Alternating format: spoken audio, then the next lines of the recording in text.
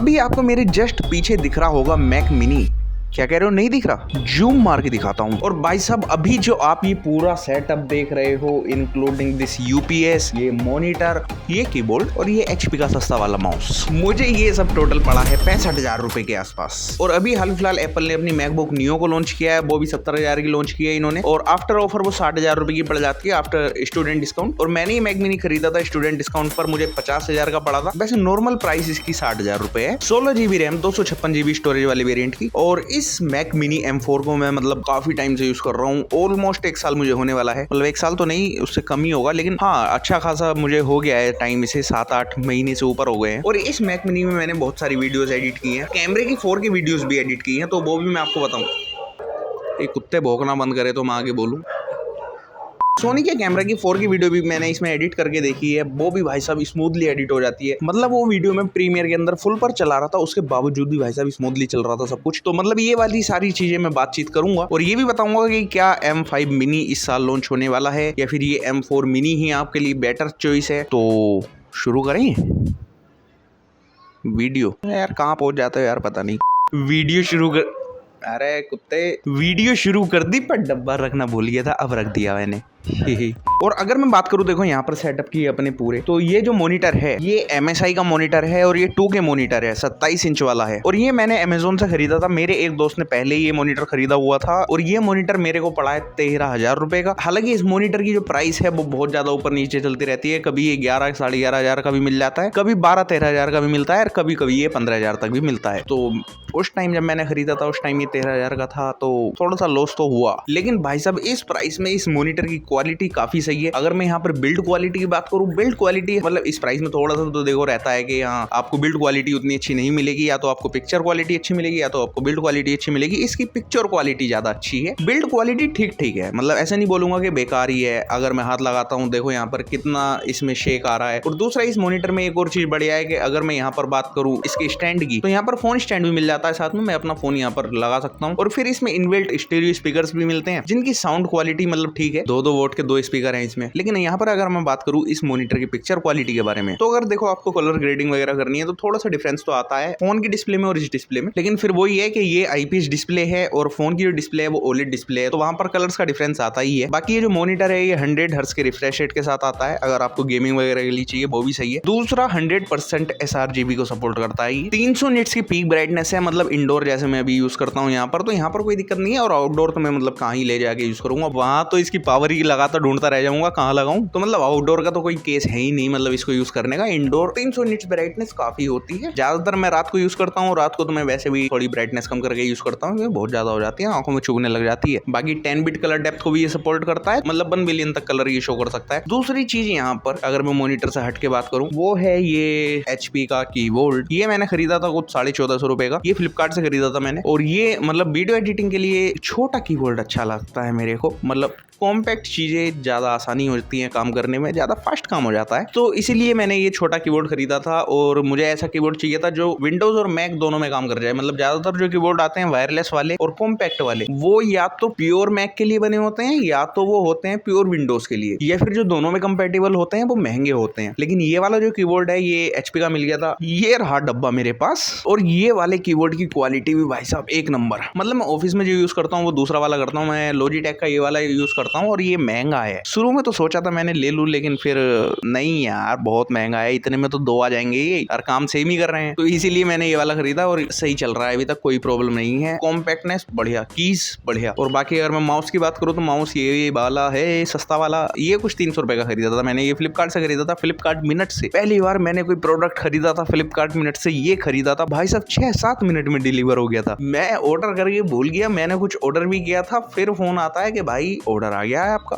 आ जाओ लेने। तो हाँ मतलब ये माउस वायरलेस वाला भी आप ले सकते हो। मैंने वायर वाला खरीदा था क्योंकि उन दिनों में लैपटॉप पे काम करता था और मुझे वायरलेस नहीं चाहिए था, मुझे वायर्ड वाला चाहिए था। उस टाइम मैंने मैक मिनी भी नहीं खरीदा हुआ था, उस टाइम में ये वाला लैपटॉप यूज करता था। इस वाले लैपटॉप के साथ जो माउस मैं यूज करता था वो खराब हो गया था, तो इसलिए मैंने ये वाला माउस खरीदा था उस टाइम पर। और फिर लैपटॉप ही खराब हो गया तो मैक मिनी मुझे खरीदना पड़ा। तो ये वाला माउस बढ़िया चल रहा है, आप ले सकते हो वायरलेस वाला। लेकिन मैं यहाँ पर बोलूंगा कि एक डिवाइस, माउस या फिर आप कीबोर्ड एक्स्ट्रा में या तो ले लेना, वायर वाला जरूर ले लेना, क्योंकि कई बार ऐसा होता है जैसे कि मैंने इस मैक मिनी को जब पहली बार रीसेट किया था, मैंने जब ये मैक मिनी लिया था मैंने 2 दिन बाद ही इसको रीसेट किया था। रीसेट करना पड़ा था मुझे क्योंकि स्टोरेज भर गई थी इसकी। मैंने एक सॉफ्टवेयर इंस्टॉल कर दिया था जिसे कहते हैं टोपाज AI एनहेंसर, फोटो या वीडियो को एनहेंस करने में काम करता है। तो मैंने वो इसमें इंस्टॉल कर दिया था, उसने इसकी स्टोरेज पूरी भर दी थी, मतलब 40-50 GB डेटा बचा था बस। तो उसके लिए इस मैक मिनी को मुझे रीसेट करना पड़ा था। और उसके बाद देखता हूँ मैं क्या कि भाई कीबोर्ड कनेक्ट नहीं हो पा रहा है। तो उस टाइम कोई तो मैंने तिगड़म लगाई थी जिससे वो हो गया था कनेक्ट, लेकिन इतना मुझे ध्यान है कि भाई ये चीज ध्यान रखना कि एक वायर वाला माउस होना चाहिए आपके पास अगर आप वायरलेसली भी यूज कर रहे हो तो। लेकिन इसमें टाइप सी पोर्ट है सारे, माइक्रो USB पोर्ट भी नहीं है। तो अगली चीज जो मैंने खरीदी थी वो था ये, आपको दिख रहा है। तो ये एमकेट का मैंने खरीदा था जेप्टो से। इसका भी मैं आपको लिंक नीचे डिस्क्रिप्शन में दे दूंगा, और ये जितने भी प्रोडक्ट्स हैं लिंक में नीचे डिस्क्रिप्शन में दे दूंगा, या फिर मैं जो प्रोडक्ट वाली यहाँ पर कोने में आ रहा होगा यहाँ पे मैं इनके लिंक दे दूंगा और यहाँ से आप खरीद सकते हो। तो मुझे भी थोड़ा बहुत फायदा हो सकता है अगर आप खरीदोगे तो ये जो एमकेट का मैंने खरीदा था ये कुछ शायद 200 के आसपास का खरीदा था, मुझे ध्यान नहीं है अभी इतना। और ये जेप्टो से खरीदा था। और बाकी अब नेक्स्ट जो चीज आती है, वैसे तो मैंने ये पोल्ट्रॉनिक्स का, इधर देख रहे हो ना आप, ये एक्सटेंशन ये भी मैंने खरीदा था पोल्ट्रॉनिक्स का, ये फ्लिपकार्ट से खरीदा था। और ये भी कुछ शायद 200-250 रुपए का खरीदा था। और अब लास्ट बात आती है इस यूपीएस की। भाई साहब लाइट बहुत जाती है जहाँ पे मैं रहता हूँ, कभी कभी तो जाती रहती है और कभी कभी जाती ही नहीं है। मैं काफी मतलब परेशान हो गया था उस चीज को लेकर। काफी बार ऐसा होता था कि कुछ मैं काम कर रहा हूँ, एडिटिंग कर रहा हूँ या फिर फोटोशॉप में मैं थंबनेल वगैरह बना रहा हूँ, लाइट चली गई अचानक से, भाई साहब सेव करने का वही टाइम नहीं है। तो ये मतलब ज्यादा महंगा तो नहीं है, ये जेब्रोनिक्स का है 600 VA वाला। अभी मैंने देखा था फ्लिपकार्ट पर कुछ 2400-2500 रुपए का मिल रहा है। और ये भी मैं बोलूंगा कि भाई वन ऑफ द बेस्ट, मतलब सही है। लाइट जाती है 20-25 मिनट तो मैंने चलाया है इससे, मतलब एडिटिंग की है मैंने प्रीमियर प्रो में 4K वीडियो एडिट, खाली इस यूपीएस के ऊपर, इस यूपीएस के भरोसे। और इस मैक मिनी के लिए ये ही बहुत है। और ये जो डिस्प्ले है ये भी मैंने डायरेक्ट इसमें लगा रखी है, तो मतलब कोई दिक्कत नहीं होती है किसी भी चीज को लेकर। पावर एकदम पावरफुल है, मतलब ठीक है। और अभी मैं आता हूँ घूम फिर कर अपने इस मैक मिनी के ऊपर। अब इसकी परफॉर्मेंस की बात करते हैं। देखो गेमिंग वेमिंग मैंने की नहीं है, अगर आपको गेमिंग वेमिंग का देखना है तो दूसरे चैनल पर जाकर देखो, मैं नहीं दिखा रहा आपको, क्योंकि मैं हूँ भाई साहब वीडियो एडिटर और मैं वीडियो एडिटिंग दिखाऊंगा आपको इसमें कैसी कैसी की है मैंने। और ये हम करते हैं सेटअप चेंज, यहाँ हम दिखाएंगे आपको ये कैसे एडिट करता है। और मैं देखो ये वाला प्रोजेक्ट खोल रहा हूँ अभी फिलहाल, मोटो H60 Pro। ये वीडियो भी रिसेंटली डाली थी मैंने, और ये वीडियो 4K में शूट हुई थी। और यहाँ पर लेयर्स चेक करो भाई, देख रहे हो भाई साहब 12 लेयर तक मैंने यहाँ पर यूज किया हुआ है। और ऑडियो की मैं बात करूँ तो यहाँ पर देखो ऑडियो की कितनी 6 लेयर्स यहाँ पर यूज हुई है। और ये वीडियो आप मेरे चैनल पर जाकर देख लेना, आपको आउटपुट दिख जाएगा मतलब कैसा है। लेकिन अब मैं यहाँ पर देखो अभी आपके सामने मैंने प्रोजेक्ट खोला है, मैं आपको चलाकर दिखा देता हूँ कितना स्मूथ चलता है। और यहाँ पर देखो ये फुल पर सिलेक्टेड है गाइस। आजकल बहुत सारे फोन्स के जो प्राइसेस हैं वो बढ़ चुके हैं। 30,000 के आसपास आप देखने जाओ तो जो फोन 30,000 के आसपास के लॉन्च हुए थे, ज्यादातर फोन 35,000 तक पहुंच गए हैं। लेकिन भाई साहब ये एक इकलौता फोन बचा हुआ है जो मैंने देखा है। भाई इस फोन की प्राइस नहीं बढ़ी है, लेकिन हो सकता है कुछ दिनों में बढ़ जाए। मतलब ये वाली जो ट्रांजिशंस हैं यहाँ पर, ये भाई साहब बहुत ही हैवी ट्रांजिशंस हैं। ये जो यहाँ पर आप देख रहे हो, कौन सी ट्रांजिशन है? ये वाली ट्रांजिशन है, ये वाली। और ये काफी हैवी ट्रांजिशंस हैं। ये तो मतलब फोन की फुटेज है मेरे, जो मोटो H60 Pro से ही शूट किया हुआ है। अभी मैं आपको दिखाता हूँ कैमरे से शूट हुई फुटेज। अभी देखो ये वाला जो प्रोजेक्ट है, दूसरा प्रोजेक्ट है ये, और ये रील वाला प्रोजेक्ट है। और ये मैंने एक बंदे से ली थी फुटेज एडिट करने के लिए, डेमो एडिट करने के लिए, एक तरह से कि चेक तो किया जाए कि भाई ये एडिट कर पाता है नहीं कर पाता है। ये भाई साहब क्रैश हो गया। वैसे नॉर्मली क्रैश होता नहीं है, पता नहीं आज क्रैश हो गया, शायद ज्यादा तारीफ कर दी मैंने इसकी। तो यहाँ पर आप देखोगे कि ये जो फुटेजेस हैं, कौन सी फुटेजेस, यहाँ पर जो ये फुटेजेस हैं ये सारी शूट की गई हैं कैमरा से। कैमरा है भाई साहब सोनी का अल्फा 6700। तो यहाँ पर ये कैमरा की फुटेज को भी अच्छे से हैंडल कर लेता है। लेकिन आप कैमरा की कौन सी फुटेज यहाँ पर यूज में नहीं ले सकते हो, मतलब जिसमें अटक जाएगा ये, वो है अगर आप 4K में 10 बिट अगर 4:2 में शूट करते हो तो। ये अगर आप कैमरा वगैरह चलाते हो तो आपको पता होगा कि ये कौन सा कोडेक में बता रहा हूँ। अगर आप इस फॉर्मेट में शूट करते हो अपनी वीडियोस को तो ये हैंडल नहीं कर पाएगा, मतलब अटकेगा उसमें तो भाई साहब हो सकता है कि आपको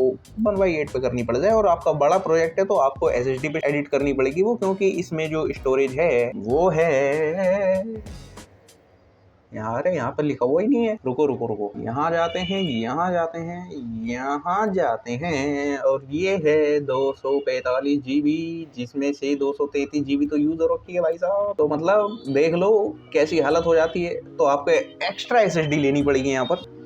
तो गाइस अभी आपको देखो चीजें पता चल गई होंगी क्या चीजें कैसे कैसे हैं। और यहाँ पर अगर मैं फोटोशॉप भी दिखाऊंगा और आपको, तो फोटोशॉप भी मैं थंबनेल दिखा देता हूँ आपको जो मैंने बनाए हुए हैं इसमें। अरे एकदम मक्खन चलता है उसमें। अरे प्रीमियर चला दिया, फोटोशॉप क्या चीज है। हालांकि फोटोशॉप के कुछ प्रोजेक्ट है भी हो जाते हैं ज्यादा, लेकिन ये नॉर्मल कंटेंट क्रिएटर के लिए है। मैं ये नहीं कह रहा आप रामायण की VFX एडिटिंग इस पे कर दो। तो यहाँ पर मैं जाता हूँ PhD वाले फोल्डर में और मैं यहाँ पर खोलता हूँ एक प्रोजेक्ट अपना। बहुत ज्यादा प्रोजेक्ट तो इसमें नहीं है, लेकिन ये वाला मैं प्रोजेक्ट खोलता हूँ जैसे, और ये रहा हमारा प्रोजेक्ट। और इसकी लेयर्स चेक करो गाइस, इतनी लेयर्स इसमें डली हुई हैं। यहाँ पे आप देख पा रहे होंगे कितनी लेयर्स इसमें डली हुई हैं। और मतलब सब कुछ स्मूथ है। अभी मेरा दूसरा हाथ से जरा रिकॉर्ड हो रहा है, वरना मैं आपको थोड़ा बहुत चला के भी दिखा देता, लेकिन मक्खन चलता है। मेरी बात का भरोसा करना पड़ेगा यहाँ पर आपको। और अगर मैं तीसरी बात करूँ यहाँ पर आफ्टर इफेक्ट की, तो आफ्टर इफेक्ट भी देखो यहाँ पर बढ़िया चलता है, मतलब ठीक चलता है। 4K अगर फोन वाली फुटेज है उसे आसानी से कर देता है, लेकिन वही बात आ जाती है अगर आप 4K 10 बिट 4:2 वाली फुटेज डालोगे इसमें, इसकी हालत खराब हो जाएगी। दूसरा अगर 4K 8 बिट भी डालोगे तो भी थोड़ा अटक के चलेगा, क्योंकि आफ्टर इफेक्ट है भी ऐसा ही कुछ के बस क्या ही बताएं उसके बारे में। तो अगर देखो आप हो कंटेंट क्रिएटर, आपको चाहिए एक ऐसा पीसी जो मतलब सस्ता भी पड़ जाए, बढ़िया भी आ जाए, एडिटिंग आप उसमें कर सको। आपको सिनेमैटिक लेवल की वीडियोस बनानी है, आप इसमें बना सकते हो। वो अलग बात है कि भाई आपने वही सेम चीज में बोलूंगा कि आपने अगर 4K 10 बिट 4:2 में वीडियो शूट की है या 4K 10 बिट 4:20 में वीडियो शूट करी है, तो आपकी वीडियो इसमें लैग करेगी। अगर वो बड़ा प्रोजेक्ट है तो, अगर वो छोटा प्रोजेक्ट है कोई दिक्कत नहीं है, अगर वो रील फॉर्मेट में प्रोजेक्ट है कोई दिक्कत नहीं है। आफ्टर इफेक्ट की मैं बात करूं तो अगर आप ज्यादा हैवी चले जाते हो, नॉर्मल अगर आप कर रहे हो, नॉर्मल मोशन ग्राफिक्स कर रहे हो, नॉर्मल आप VFX वगैरह कुछ एडिट कर रहे हो, नॉर्मल में कोई दिक्कत नहीं है। रोटो वगैरह करोगे कोई दिक्कत नहीं है, आसानी से हो जाएगा सब कुछ। लेकिन वहीं पर अगर आपको ज्यादा चीजें करनी है, एकदम ही मतलब प्रो लेवल चले जाना है, आपको कैमरा लेंस ब्लर की जरूरत हो रही है, रेडियल ब्लर की जरूरत हो रही है, आपको दुनिया भर के भारी भारी इफेक्ट डालने हैं, फट जाएगा ये।